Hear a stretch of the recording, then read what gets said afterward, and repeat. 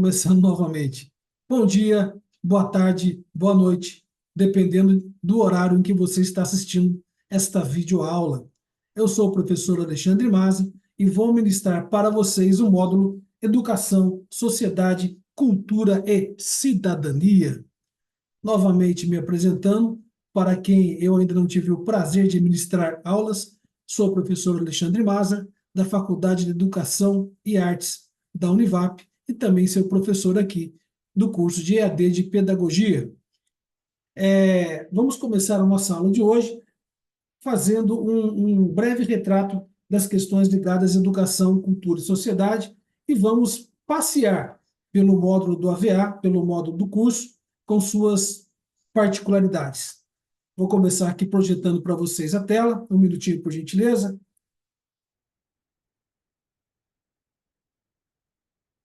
Agora devo estar pequenininho aí para vocês. Mexidinha aqui, vamos lá. Então, esse é o módulo Educação, Sociedade, Cultura e Cidadania, nossa primeira aula, caras pedagogas, caros pedagogos, futuras professoras, futuros professores. Começo a minha aula hoje lembrando que nunca precisamos tanto de boas professores, de bons professores, como no momento atual da sociedade. Quero lembrar a vocês também que vocês são a primeira geração de educadores que vão conviver estritamente com a inteligência artificial. São novos desafios para uma nova sociedade, para uma nova cultura e para um novo vislumbre de cidadania, de uma cidadania possível. Então, vamos começar a nossa atividade de hoje, tratando de os pressupostos do nosso curso. O módulo de hoje é a cultura e a sociedade, sobretudo com observação com viés pedagógica de como a pedagogia está entrelaçada com a cultura e a sociedade, como a educação está entrelaçada com a cultura e a sociedade, e a que tipo de cultura a escola propaga, a escola reproduz. Bom, basicamente, a gente conclui que a cultura, ela se refere à totalidade do que os indivíduos, como membros da sociedade, aprendem. A cultura é o todo, complexo que inclui conhecimento, crença, arte, moral, lei, costume e quaisquer aptidões adquiridas pelo ser humano. Vamos tirar o homem daí como membro da sociedade. E aí a gente fica pensando e faz uma reflexão e uma primeira pergunta. Qual é a sua cultura? Que tipo de sociedade você sonha em participar? Quais são seus conhecimentos? Quais são suas crenças? Que tipo de arte você aprecia? Qual é seu limite moral? Quais leis você realmente acham? Quais leis você acha que realmente são importantes? Quais são os costumes e quais são suas aptidões? Como é uma videoaula, não dá para responder, mas fica aqui o nosso questionamento para que vocês façam um exame, um autoexame e vejam qual a influência da cultura na vida de vocês. Vamos lá. Fica muito claro que o conceito de cultura passou e passa por diferentes transformações e até de significados. No final do século XVIII e no início do século XIX, criou-se o termo cultura, basicamente da língua germânica, né? Kultur, que era constantemente utilizado para simbolizar os aspectos espirituais de determinada comunidade. Então, inicialmente, a cultura era muito ligada à questão espiritual, da tradição das pequenas aldeias, dos povos que se formavam. Então, cada povo germânico tinha sua cultura, e daí deriva a palavra cultura, como assim se estabeleceu. Por outro lado, em francês, né, o termo civilisation, ou civilisation, era empregado para se referir às realizações materiais dos povos. Um antropólogo britânico que viveu entre 1832 e 1917, o nome dele era Edward Burne Taylor. Ele aglutinou os dois termos na palavra culture, em inglês, que passou a sintetizar os conhecimentos, as crenças, a arte, a moral, as leis, os costumes e tudo aquilo que engloba a vida em sociedade. Então, o nome cultura acabou sendo, na verdade, culture, vamos ver a minha pronúncia no meu inglês, né? Culture, em inglês, foi, então, uma criação, né, uma palavra que acabou sendo cunhada pelo antropólogo inglês Edward Burnet Taylor, que viveu entre 32 e 17, que engloba todo o sistema social. O conceito de cultura, né, ele tem uma questão interessante. E aí Taylor nos lembra que a cultura faz parte íntimo de cada pessoa, do indivíduo, pois esses podem ser caracterizados como criadores e propagadores de cultura, manifestando em diversas maneiras. Você aí cria cultura, você aí participa da cultura, você propaga cultura. A gente manifesta cultura, a gente consome cultura. Então, ao mesmo tempo, nós somos consumidores e propagadores da cultura. Entender os processos de constituição da cultura é fundamental para nós professores. E de todo cidadão, é claro, uma vez que a cultura permeia toda a experiência social. Vejam bem, não existe experiência social sem o crivo da cultura. Cada ser humano, cada pessoa humana carrega consigo todos os seus marcos culturais na sua fala, na sua religiosidade, na maneira como se alimenta, na maneira como gesticula, no seu sotaque. Tudo isso está preso, né? está intrínseco em cada ser humano. E a escola tem a obrigação de lidar com essa pluralidade. Será que vocês estão prontas e prontos para lidar com a pluralidade, né, cultural que a sociedade brasileira traz? Vamos lembrar, minhas queridas e meus queridos, que nós somos uma sociedade multifacetada, multicultural e multiétnica. Então, é um grande desafio promover a igualdade e a equidade na sala de aula, centrada nos valores culturais. Lembrando que a escola é a grande reprodutora da situação do status cultural. Bom, o que a gente vai aprender? Nessa unidade de aprendizagem, nós vamos procurar compreender quais os caminhos e abordagens que pautam o desenvolvimento da noção de cultura, nas suas diferentes perspectivas na sociedade. Além disso, vamos tentar conhecer as diferentes relações e interações que existem entre a cultura e a sociedade, conceitos essenciais na formação de experiências humanas na vida prática, especialmente na docência. No final da unidade, eu espero que vocês tenham adquirido os seguintes aprendizados: construir, ter uma ideia, um conceito de cultura, analisar o conceito de sociedade e relacionar cultura e sociedade. Que relação tão próxima e tão importante existe entre a cultura e a sociedade, e essa relação, o que ela produz no sentido da aprendizagem, especialmente na questão da escola, né? Sendo a escola o foco de nossa aprendizagem nesse momento. E aí, a gente começa, de acordo aí com o material didático de vocês da primeira unidade, com um desafio. E o desafio diz assim: a diversidade de manifestações culturais em todas as sociedades é ampla, de modo que envolvem pessoas, hábitos, costumes, tradições, comportamentos, crenças, entre outros, o que faz que cada cultura tenha características próprias. Por exemplo, eu estou falando nesse momento aqui de São José dos Campos, estado de São Paulo. Aqui é uma cidade marcada pela tecnologia, mas que tem um forte crivo da cultura manifestada, da cultura ancestral. Eu posso levar em conta aqui, por exemplo, a alimentação com bolinho caipira na época das festas juninas, que é um bolinho de fubá, né, com carne dentro, já foi feito com peixe, na tradição do pessoal que vivia nas margens do Rio Paraíba. Então, isso é uma marca cultural daqui, né?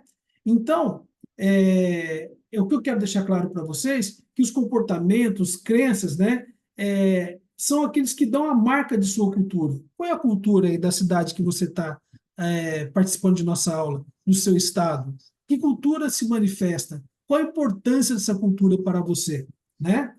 Bom, tendo em vista essa diversidade cultural, é necessário que exista respeito à alteridade, às diferenças e a consciência de que os seres humanos vivenciam experiências de modos diferentes e singulares.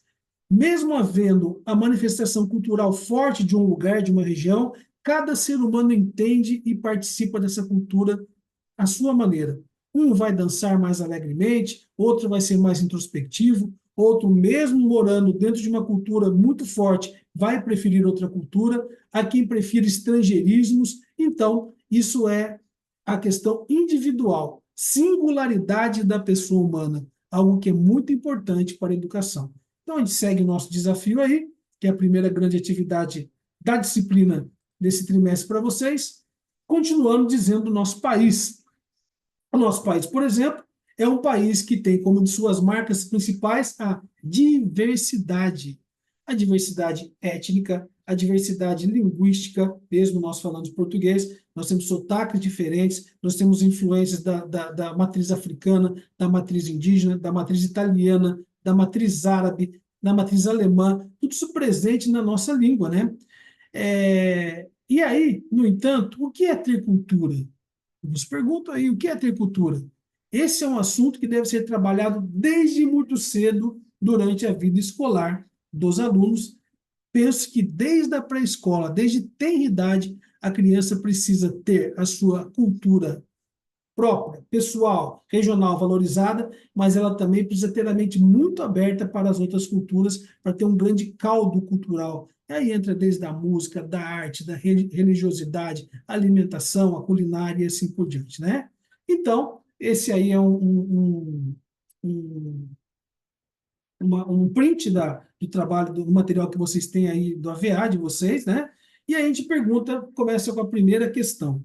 Você, a gente tem mais mulheres que rapazes, acredito, nessas aulas, então, vamos falar no feminino. Você é professora de crianças e adolescentes que trabalha em uma escola pública e precisa iniciar um trabalho que envolve o ensino de arte e humanidades.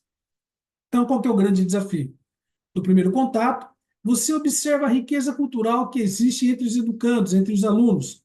Muitos têm os hábitos de fazer a leitura, viagens, além de assistir a filmes e ler histórias em quadrinhos. Gostam de estudar e apreciam estilos variados de música. Alguns têm crenças em outras religiões, além do cristianismo, e outros nem têm religião. Olha lá, criamos aqui uma ideia da turma que você está trabalhando. Em contrapartida, você presenciou algumas falas dos seus colegas de trabalho. Olha, queridos e queridas futuros pedagogos, futuros professores, às vezes a conversa na sala dos professores é muito pesada. E a gente precisa ter bastante um nível de muita positividade para lidar com isso e acreditar muito na educação, porque a gente não pode se contaminar com ideias negativas, com falta de esperança, porque educação é algo de esperança, é algo de futuro, é algo do que vai vir. Então, em contrapartida, você presenciou algumas falas dos seus colegas de trabalho. Aí tem aqui no cantinho aqui esquerdo, as duas moças bonitonas falando ali. Ah, eu fico apavorada com a falta de cultura dos meus alunos. Só quero ouvir músicas atuais e não gostam dos clássicos. Olha, aí, né? A outra moça aqui lá de lá, do rapaz ali de camisa verde, meus alunos só gostam de literatura contemporânea. São poucos os que leem clássicos da literatura brasileira. Deveriam parar de vender esses livros de literatura atual. Olha, ele resmungando, né? Aí a moça que está no computador. Gostaria que minha turma fosse mais homogênea culturalmente. Assim seria mais fácil para elaborar as minhas aulas e projetos. Notem bem esses três balãozinhos aí que serão importantes para vocês desenvolver o trabalho de vocês, né? E aí a gente vai para o grande desafio, né? O desafio que será, vamos lá. O nosso desafio consiste em ter uma conversa com seus colegas, no caso, as suas colegas, os seus colegas, no sentido de conscientizá-los acerca da diversidade cultural. Vocês vão promover uma roda de conversa, lembrando as pessoas, mostrando, esclarecendo, com argumentos claros, né, que existe uma grande diversidade cultural em nosso país. Então, você vai elaborar um discurso acerca da diversidade cultural e da importância da valorização das manifestações culturais dos estudantes da escola. Você vai apontar o que seria necessário para despertar uma consciência mais crítica e sensível dos colegas de profissão, nós, professores, na questão do entendimento da diversidade cultural e proponha uma atividade para valorizar a diversidade da cultura dos estudantes. Quero lembrar, minhas queridas e meus queridos, que cada um traz a sua cultura. Somos seres singulares vivendo uma situação de diversidade. É muito importante que professores e professores não tenham nenhum tipo de preconceito acerca da cultura que a criança traz para a sala de aula, que o jovem traz para a sala de aula. A gente precisa incorporar, respeitar e nem por isso deixar de ofertar aquilo que a gente chama de cultura tradicional, né? Aquele menino que gosta de uma música do momento, mostre para ele que existem outras posições, outras percepções, mas não deixe de valorizar a cultura que ele traz também. E aí, depois a gente vai para o infográfico, é a outra atividade daí, uma atividade bastante interessante, que vai exigir aí um pouquinho de entendimento filosófico de vocês, vejam bem, né? E aí a gente começa com essa leitura dizendo: existem diferentes autores e referências que se debruçaram em estudar o conceito de cultura, evidenciando alguns tensionamentos em torno de tais definições e suas relações com a sociedade. Lembra lá da moça no balãozinho? Ela queria uma turma homogênea, que todo mundo pensasse igual. Assim fica fácil, né, gente? Todo mundo pensando igual, eu posso realmente dar uma aula única e não tem problema nenhum. Mas não é assim. Existe, então, um tensionamento cultural, porque as pessoas vêm de estruturas sociais diferenciadas, familiares diferenciadas, regionalidades. A diferença regional se dá até dentro da mesma cidade. Uma cidade grande como São Paulo, você vai encontrar polos nordestinos, polos do Rio Grande do Sul, polos que se misturam tudo, cultura mais popular, cultura mais erudita, e às vezes tudo isso vai bater na mesma sala de aula, né? São as crianças, os filhos dessas pessoas trazem essa atenção para a sala de aula. O fato é que a cultura não é algo que possa ser entendido como homogêneo. Então, esqueçam a ideia de uma cultura homogênea, ou como fator natural das comunidades. A cultura, minhas queridas e meus queridos, em determinada sociedade, não nasce, nem existe sem reflexão, questionamento, julgamento. Sendo assim, vale a pena conhecer e refletir sobre as relações da cultura com a globalização e o multiculturalismo, a igualdade e a diferença, e o universalismo e o relativismo cultural. A gente já vai entender cada uma dessas partes aí, pois é somente dessa forma que se pode compreender como as manifestações culturais ocorrem nas sociedades em suas diferentes interações. No infográfico, a gente vai ver as características dessas tensões em relação à cultura, à sociedade e suas perspectivas ligadas à escola. Guarda aí os nomes, então, em cultura, globalização, multiculturalismo, igualdade, universalismo e relativismo cultural. A palavra, então, para a gente imaginar primeiro é: não existe cultura homogênea. E se tentam criar uma cultura homogênea, nós estamos num processo de destruição de individualidades. Toda vez que eu tento, toda vez que uma instituição cultural, uma TV, veículos de internet, redes sociais, promovem a homogeneização cultural, ela está destruindo parte da individualidade, geralmente com vias ao consumo desenfreado. Pensem nisso, senhoras e senhores. E aí, nós vamos para o infográfico Escola, Cultura e Sociedade. Ah, muito bem, muito bem. Deixa eu descer aqui, vamos lá. A escola não é uma instituição que está isolada do resto da sociedade. Muito pelo contrário, ela acaba reproduzindo tudo aquilo que acontece na sociedade. Geralmente, acaba reproduzindo aquilo que não é tão legal. Existem inúmeros elementos e fatores sociais, políticos, econômicos ou culturais que impactam no desenvolvimento das práticas escolares, dos programas curriculares e a formação de professores e de estudantes. É ingenuidade achar que a escola é um espaço totalmente independente da sociedade em suas diferentes instâncias. A escola não é neutra. Confira, então, a seguir algumas das diferentes relações entre cultura, sociedade, no âmbito escolar. Vamos lá. Opa, vamos passar o próximo slide. Um minutinho só. E aí, a gente começa, é isso mesmo, isso mesmo. A gente começa, então, com a ideia da diferença entre globalização e multiculturalismo, né? A globalização, um processo de unificação cultural, econômica, massificação do consumo, basicamente assim, no globo inteiro, no mundo inteiro, todo mundo consumindo os mesmos produtos tecnológicos, usando a mesma roupa, tentando falar uma língua definida, vendo a mesma questão da rede social, tudo isso traz uma ideia de globalização.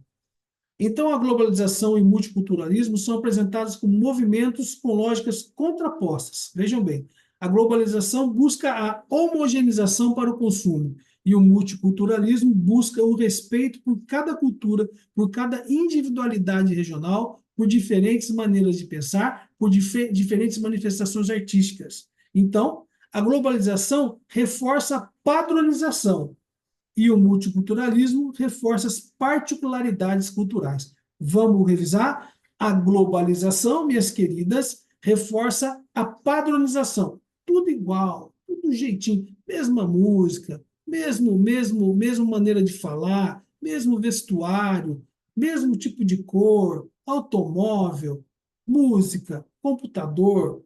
Já o multiculturalismo, ele é ligado às particularidades culturais. Ele dá ênfase que as pessoas sejam diferentes e se apresentem de maneira diferente, né? Basicamente, vou subir aqui para não atrapalhar, conforme disse o pensador Stuart Hall em 2006, o indivíduo, a pessoa humana, procura penetrar nas teias que configuram tais relações em uma perspectiva dialética e multidimensional. Pesquise aí uma perspectiva dialética que conversa entre si, que busca entender como isso funciona, né? E multidimensional, porque tudo isso tem, desde as questões sociais, econômicas, de saúde, de vida, de sexualidade, tudo isso está presente nesse grande caldo que a gente traz aí. E aí a gente vai para o próximo slide, que vai falar sobre igualdade e diferença. Lembrando a vocês que a gente luta pela igualdade, mas muito mais que igualdade, a gente precisa lutar por equidade. Nós vamos mais à frente tratar nas próximas aulas da equidade e da importância da equidade para que exista uma democracia na área educativa. Hoje em dia, então, não se pode falar de igualdade sem incluir as questões relativas às diferenças. Nem se pode abordar temas relativos às políticas de identidade dissociados da afirmação da igualdade. Santos, 2008, diz que as pessoas e os grupos sociais têm o direito de ser iguais. Olha que interessante. Quando a diferença os inferioriza. E o direito de ser diferentes quando a igualdade os descaracteriza. Olha que forte isso, gente. Né? Então, é muito importante essa colocação, né? De que as pessoas e os grupos sociais têm o direito de ser iguais quando a diferença os inferioriza. O direito a que todo mundo tenha alimento, vida, lazer, convivência. Se eu não tenho, né, é o meu direito de ser igual aos que têm. Isso me inferioriza se eu não tenho. Mas quando o direito de ser diferente ele é de alguma forma interrompido, isso também é uma grande violência. Perfeito? E aí a gente vai para o próximo slide, que vai tratar do universalismo e do relativismo cultural, que também tem uma tensão. A tensão entre o universalismo e o relativismo cultural é muito relevante para a ação educativa, para a ação escolar, e particularmente para as questões curriculares, para aquilo que a gente ensina na sala de aula. Kandal, em 2002, nos afirmou que a escola como instituição está construída tendo por base a afirmação de conhecimentos e valores considerados universais.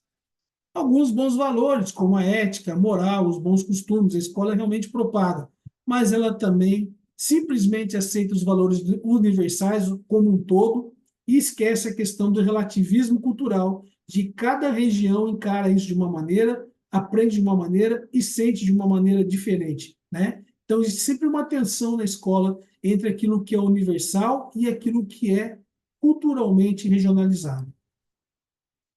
Percebe-se, a partir dos polos de tensões, que não é possível pensar o desenvolvimento e as manifestações culturais em uma sociedade de maneira homogênea ou descontextualizada de uma realidade global. Eu não consigo, basicamente assim, se eu trabalho numa cidade grande, meus queridos e queridas, a mesma aula que eu dei numa região talvez não sirva para outra. A maneira como aquela sociedade, aquele bairro compreende as tensões de violência de um lugar pode ser diferente do outro. As questões culturais, um bairro, se eu dou aula num bairro mais ligado, um bairro que tem uma noção quilombola, eles adoram capoeira. Um bairro que tenha sido fundado por orientais, eles vão gostar de esportes ligados às artes marciais orientais e assim por diante. Então, a escola é o espaço que pode propiciar os estudantes e as futuras gerações uma compreensão ampliada em torno das múltiplas relações entre a cultura, sociedade e sobre como essas questões perpassam a cultura escolar. Olha aqui, minhas queridas e meus queridos, quanto mais a escola ensinar que as diferentes culturas, as diferenciações culturais são manifestações vivas de vida e de cultura e precisam ser respeitadas, e se você conseguir promover isso em sala de aula, é uma forma maravilhosa de destruir pensamentos homogêneos e preconceitos. Pense nisso. Próximo slide. Muito importante que vocês leiam o capítulo A Cultura e a Sociedade, presente no livro aí da unidade. Basta clicar, ele vai abrir de maneira muito interessante e é muito importante que você faça esse estudo. Isso é uma atividade individual, muito importante para o curso. Leiam, então, com detalhe, o capítulo A Cultura, a Sociedade, que é a base teórica dessa aula, muito parecido com tudo aquilo que eu venho falando até aqui. E aí depois vem a dica do professor. Olha lá a dica do professor, sigamos, né? E aí começa dizendo que a escola tem um papel central na formação cultural dos estudantes, isso é inegável. Isso, todavia, não significa fornecer cultura a quem não tem. Muito pelo contrário, a escola tem que respeitar a cultura de cada um, mas sim propiciar o conhecimento de diferentes culturas, dos valores sociais, bem como o contato com diferentes crenças, ideias, conceitos e opiniões. Olha que interessante, a escola precisa ensinar que a gente conviva com gente que pensa diferente da gente, com gente que tem outra visão do mundo, porque somos pessoas, né? Nós somos pessoas com diferentes focos, diferentes olhares, né? Isso passa pelo desenvolvimento do senso de cuidado, da responsabilidade pelo outro. Olha que coisa linda! Eu aprendo na escola a me responsabilizar pelo outro, entendo que a questão dos meus direitos e deveres está estritamente ligado a isso, né? E a minha responsabilidade pela minha comunidade, pela minha sociedade. Nessa dica do professor, você vai saber mais sobre as relações entre a escola, a cultura e conhecer um projeto com o intuito de fomentar as relações sociais no interior da escola. Olha lá, o professor criou então um projeto. E aí, não deixem de ver aqui então o vídeo A Cultura e a Sociedade. É um vídeo curtinho, de 3 minutos e pouco, muito importante para complementar essa aula. Depois nós vamos para os exercícios. É muito importante que você faça os exercícios, tá? De uma maneira até intuitiva para ver se compreenderam bem a unidade. E esses exercícios também farão base da próxima avaliação. Então é muito importante que vocês realizem com bastante atenção os exercícios. E em seguida vem uma atividade muito importante. Está aí o prazo de envio, 12/4 do ano que se passa. Tem praticamente um mês aí para frente, mas a gente vai tratar de um filósofo polonês chamado Zygmunt Bauman, ou Bauman, como vocês queiram, né? E aí ele vai tratar de um tema muito importante, muito falado no início do século XXI, que é a sociedade líquida, Que isso, professor? Sociedade líquida, sociedade do encanador ou de quem bebe muito? Mas vejam bem, não, muito pelo contrário. A sociedade líquida é comparada com a água, em razão desse elemento natural ter potencialidade de alterar forma. Já dizia a Arte da Guerra, né, do livro da Arte da Guerra, que a água ela se molda a qualquer ambiente, ela contorna qualquer ambiente, né? Então, e ela também mostra, né, dentro da liquidez, e Bauman vai nos dizer que nós perdemos o aspecto durável e sólido das coisas. Hoje tudo é muito passível de mudança. A única certeza que nós temos hoje, meus queridos, é a impermanência. A única certeza que temos hoje, inclusive na prática educativa, é a impermanência. E Bauman vai dizer: tudo hoje é líquido, fluido, sem forma. Então, ele faz uma metáfora da liquidez que também pode ser pensada com relação às relações. As relações hoje não têm profundidade. As relações hoje elas são vazantes, né, entre si, né? E aí isso ainda e a coisa piorou até com a questão das redes sociais e da tecnologia. E nós não sabemos ainda como ficará a questão da relação humana com o advento da inteligência artificial. Você vai poder conversar com uma máquina como se conversasse com um amigo. E isso a gente não sabe ainda, o que isso ainda pode tornar as relações mais líquidas ainda, menos sustentáveis, mais voláteis. Olha lá que bonito.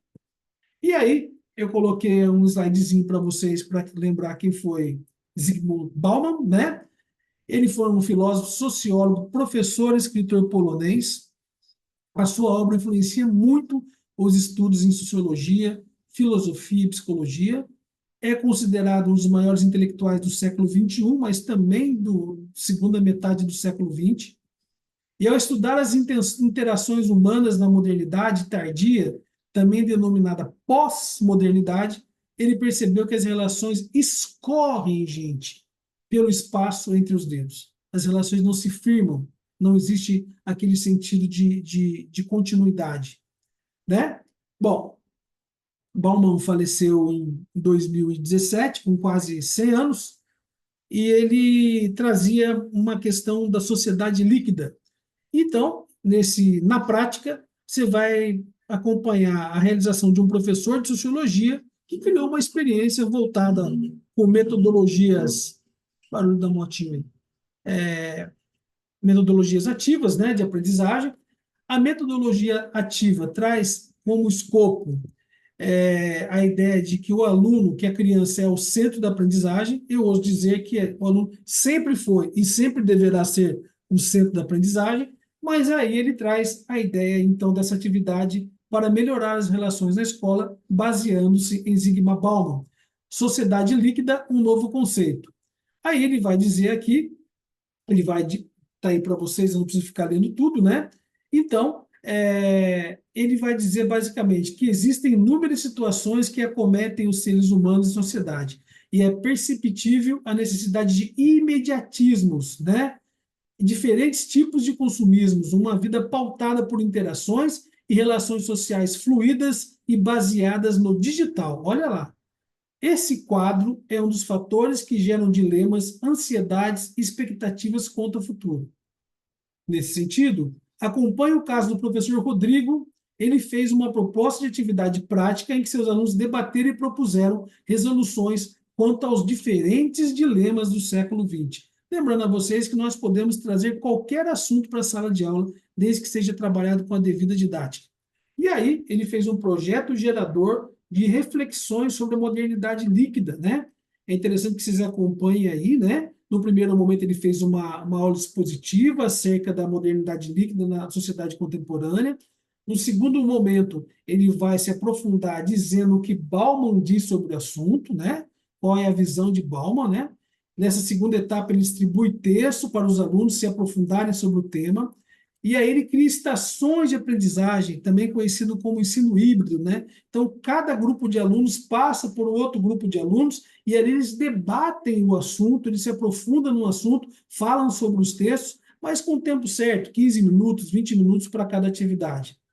E aí, num quarto momento, ele traz os temas para cada estação. Então, ele coloca estações de A a J, e ele começa como vivendo em tempos líquidos. O que são amores líquidos? A educação em tempos líquidos, as redes sociais.